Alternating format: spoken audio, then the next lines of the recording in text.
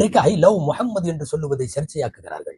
நாங்கள் கியாமத்து வரை சொல்லுவோம், எங்கள் உடலில் உயிர் உள்ளவரை சொல்லுவோம், எங்கள் நினைவு எங்களை விட்டு அகலும் வரை சொல்லுவோம் ஐ லவ் முஹம்மது.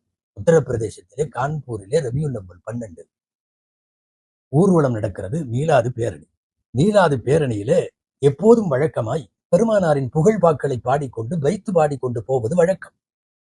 இந்த முறை வைத்து பாடுவது மட்டுமல்ல, ஐ லவ் முஹம்மது என்கிற பதாகைகளை ஏந்தி கொண்டு போனார்கள். ஊர்வலம் செல்லும் வழிகளின் சில இடங்களில் ஐ லவ் முஹம்மது என்று பலகை வைத்தார்கள்.